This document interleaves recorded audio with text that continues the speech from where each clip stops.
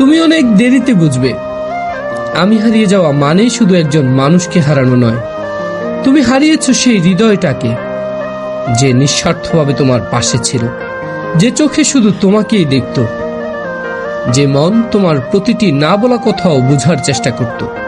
একদিন হঠাৎ খুব মনে পড়বে আমাদের সেই সব দিন যখন আমি ছিলাম। তখন হয়তো তোমার বুকের ভিতর এক অদ্ভুত শূন্যতা বাঁধবে, কিন্তু আমি তখন থাকবো না। আমি চলে যাওয়ার পর তুমি টের পাবে এই স্বার্থপর দুনিয়ায় নিখুঁত ভালোবাসা আসলে কতটা দুর্লভ। ভালোবাসার অভাবে, অনুভবের দারিদ্র্যে তুমি ধীরে ধীরে পুড়ে যাবে। আমি যখন তোমার চারপাশে ছিলাম তুমি বুঝে ওঠনি আমার গুরুত্ব, অথচ আমি হারিয়ে গেলে হয়তো একদিন বাতাসের হঠাৎ নিঃশ্বাসে, মেঘের বিষণ্ণতায়, নদীর একাকিত্বে বা পাহাড়ের বিষণ্ণতায় তুমি আমাকে খুঁজে পাবে। কিন্তু সেই পাওয়াটা হবে শুধু অনুভবে, বাস্তবে নয়।